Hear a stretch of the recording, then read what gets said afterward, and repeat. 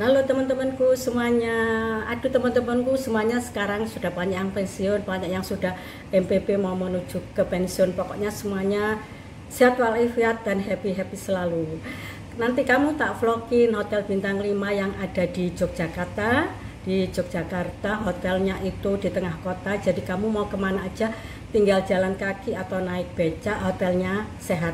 Jadi di masa pandemi begini nih, sebaiknya jika kamu kalau nate lungo-lungo, kamu cari hotel yang sehat ya teman-teman ya. Nanti tak vlogin The Phoenix Hotel, Hotel Bintang 5 yang ada di Yogyakarta dan hotelnya sehat teman-teman.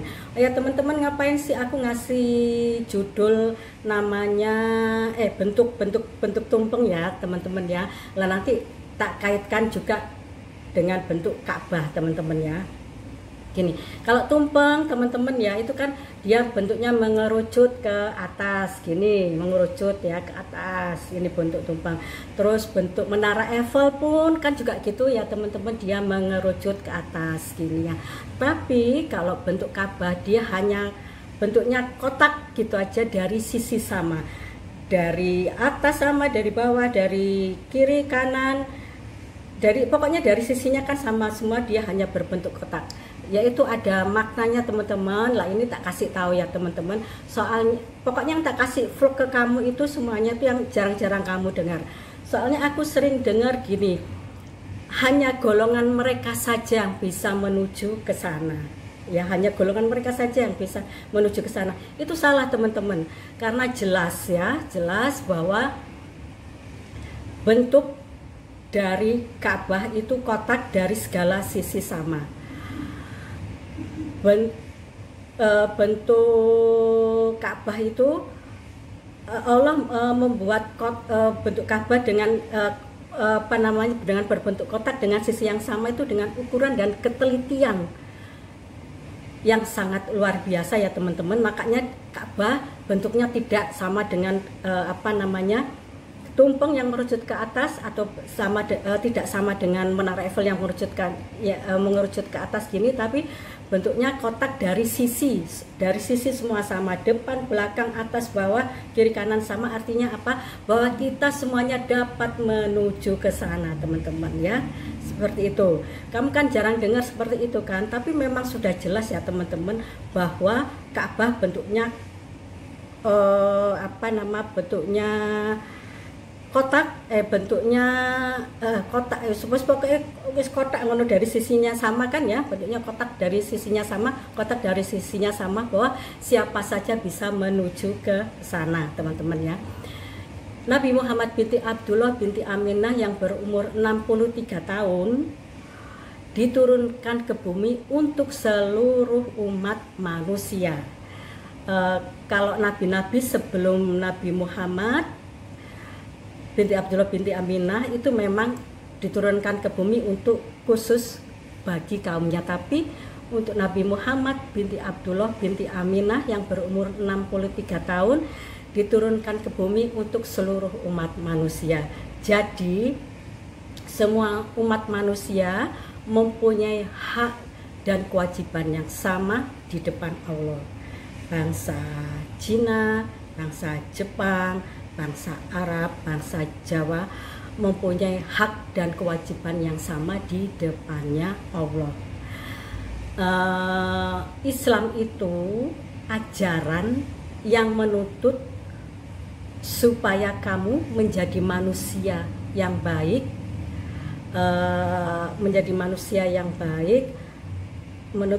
Islam itu ajaran yang menuntut kamu Islam itu ajaran menuntut kamu untuk menjadi manusia yang baik, mengabdi kepada Allah, meningkatkan iman dan takwa. Jadi Islam tidak sama dengan Arab, Islam tidak sama dengan Jawa dan lain sebagainya teman-teman ya.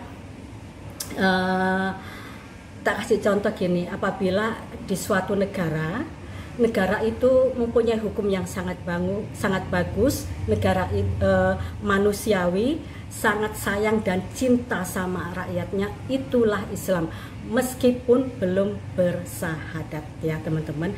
Jadi tadi kan aku ngomong bahwa setiap umat manusia mempunyai hak dan kewajiban yang sama di depan Allah. Hanya Rasulullah yang tidak sama, karena Rasulullah memang dikasih hak prerogatif oleh Allah yang namanya syafaat. Syafaat itu bisa menawar nasibmu di depan Allah ya teman-teman ya. Teman-teman tak kasih tahu apa sih syafaat itu ya teman-teman. Di dunia pun kamu bisa dapat syafaat, bukannya di akhirat aja dapat syafaat, tapi di dunia pun kamu juga mendapat syafaat. Tapi nanti kapan-kapan kamu tak vlogin ya, yang jarang kamu dengar.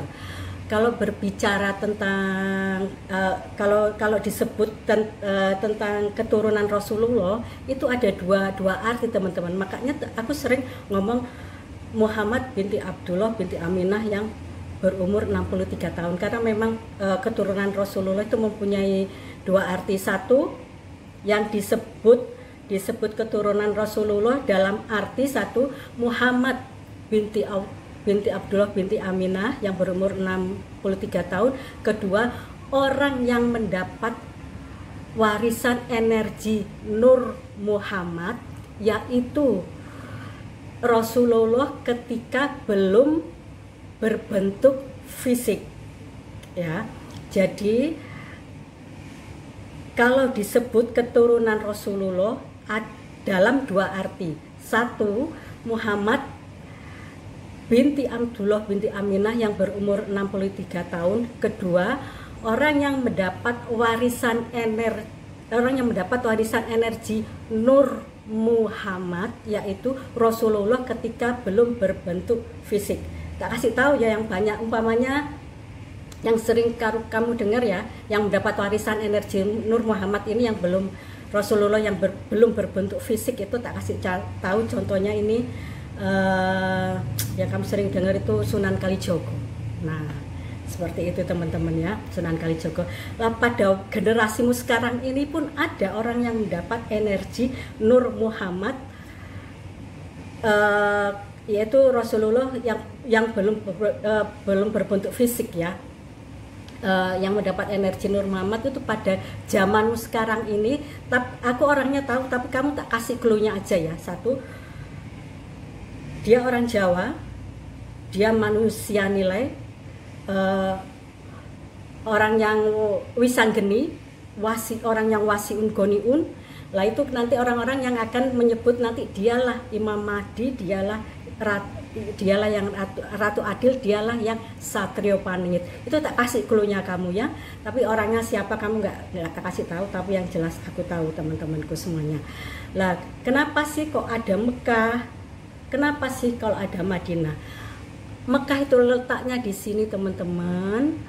Kalau di ayat-ayatnya 3,5% ya. Ayat-ayat Mekah itu adanya di sini, itu 3,5%. Itu namanya ibadah mahdoh. Itu rukun Islam itu loh yang wajib-wajib ya. Itu Mekah 3,5%. Kalau Madinah itu adanya di sini teman-teman. Di akal dan pikiranmu itu di ayat-ayatnya itu 96,5%. Itu namanya ibadah muamalah. Itu apa saja boleh kamu kerjakan asalkan tidak keluar dari koridor atau pagar-pagar Allah. Itu namanya ibadah muamalah. Di ayat-ayatnya 96%. Madinah letaknya di sini. Kalau Mekah sudah mancep di sini, Madinahmu sudah mancep di sini, Dajjal, setan iblis tidak akan masuk dan tidak akan berani mendekatimu. Itu kepastian, bukan kemungkinan teman-teman. Kan yang sering kamu dengar bahwa Dajjal tidak akan bisa masuk ke Madinah dan Mekah. Maksudnya bukan ke Madinah Mekah di Arab, bukan. Maksudnya nek wis Mekahmu mancep nang kene, Madinahmu mancep nang kene, Dajjal tidak akan bisa masuk dan tidak berani mendekatimu. Dan itu kepastian teman-teman ya. Nah teman-teman, pokoknya yang tak kasihin ke vlog ke kamu ini ya, semuanya kepastian bukan kemungkinan dan yang jarang-jarang kamu dengar teman-teman ya. Seperti itu. Dajjal itu sudah ada berabad-abad, tapi puncaknya abad ke-18 ya teman-teman ya. Dajjal itu merupakan perasaan, pokoknya dia mengubah cara berpikirmu itu loh, itu namanya dajjal. Dia merubah cara berpikirmu. Bendino kon dikai surga ambek dhek, padahal itu neraka. Dia rubah cara berpikirmu, perasaanmu dirubah. Yang dia kasih surga padahal itu neraka sama dajjal ya. Ayat dajjal itu yang mana sih teman-teman? Itu loh, kalau di Al-Qur'an tak tutunukon ini ayatnya bunyinya gini loh. Terasa indah bagi orang, terasa indah urusan dunia untuk orang-orang kafir. Laikul ayatnya dajjal teman-teman ya. Lah teman-teman, itu ada ilmu sedikit buat kamu yang jarang kamu dengar, dan itu kepastian bukan kemungkinan. Sekarang kita tak vlogin bintang 5, hotel bintang 5 yang ada di Yogyakarta. Pokoknya mungkin hotel-hotel, pokoknya aku kerjaan aku sudah tidak punya kerjaan teman-teman. Aku cuma happy, aku cuma jalan-jalan. Kalau ada hotel yang enak tak parani, ada makanan yang enak tak parani, ada hotel yang nyaman, terus yang sehat tak parani, cuma itu aja. Yuk sekarang kita ke The Phoenix Hotel Yogyakarta. I love you teman-teman semuanya ya.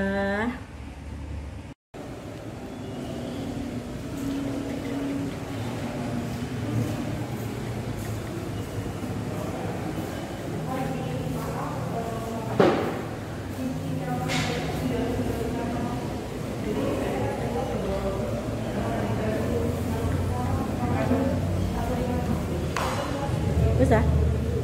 Ya. Hah?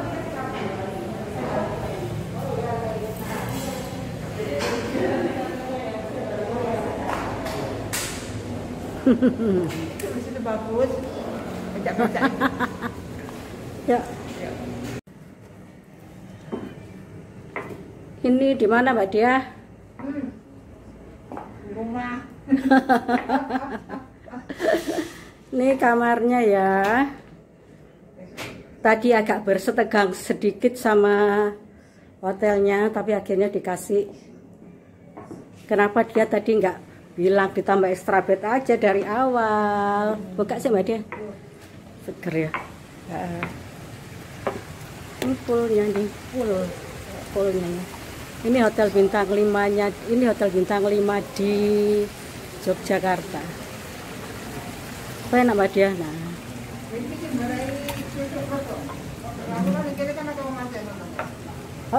Manten besok ya. Lah kamarnya niki sehat Mbak Dia? Iya. The Phoenix Hotel.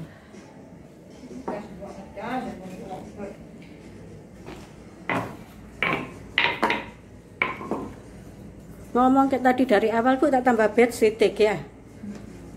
Lereng wang wang wang wang wang wang wang wang wang wang wang wang wang wang. Ini kamar mandinya ya. Ini kamar mandinya.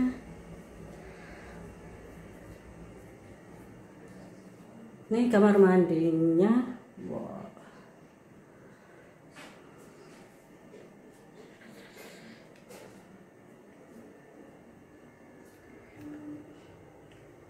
Jadi nek bintang 5 itu dek teratur ya, anunya ya, penataan ya.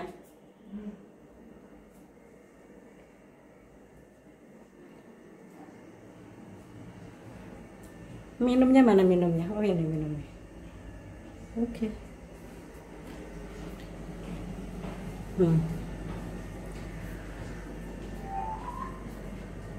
Phoenix Hotel. Kamar mandi. Thank you. Oh.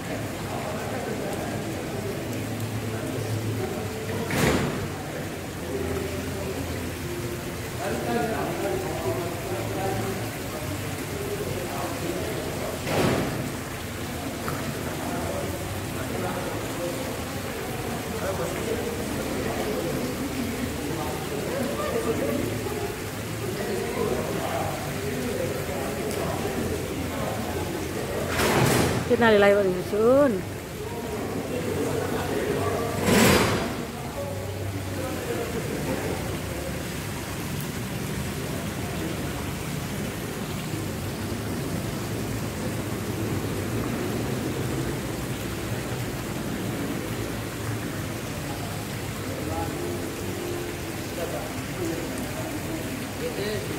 The Phoenix Hotel Yogyakarta.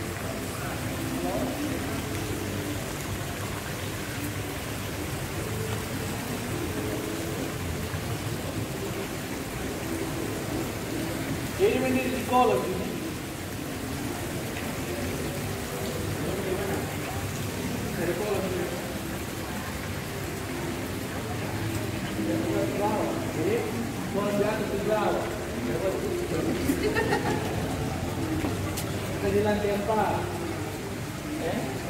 Bola masih sama. Belum laku belakang.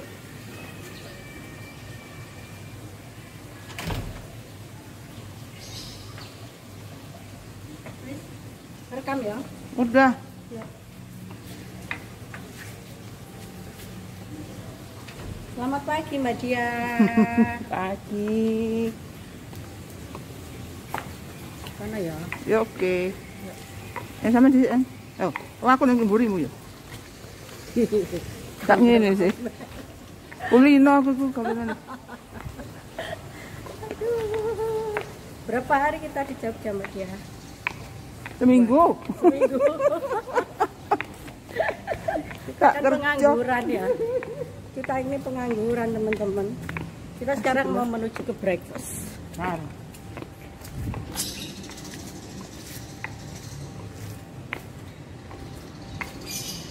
Terus Pak tenis ayo. Oke. Yuk. Kok dilanjut. Udah. Heeh. Mas breakfastnya di mana? Di sini. Belum ya?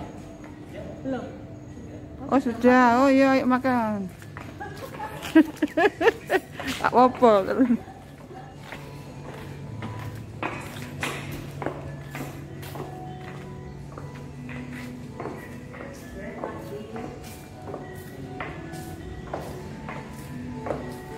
Breakfast. Ini apa? Ini bubur ketan hitam, bubur kacang hijau, bubur-buburan. Ini bubur ayam.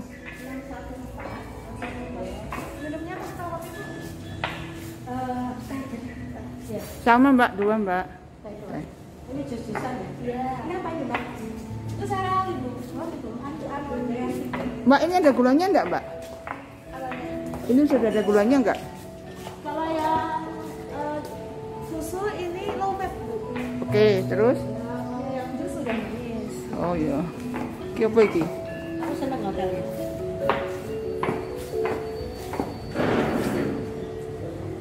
Enak-enak juga.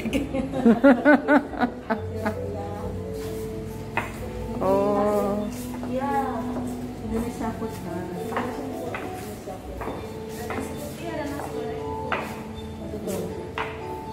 Sik, buah. Buah.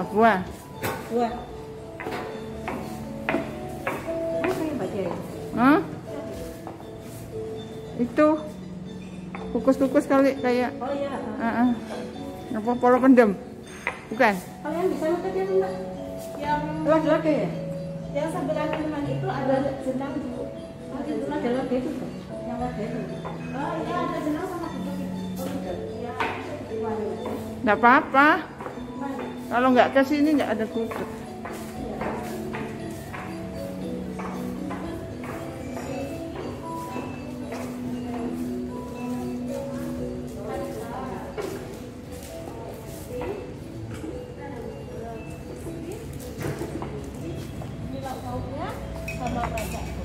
Tiga ya, tiga ya.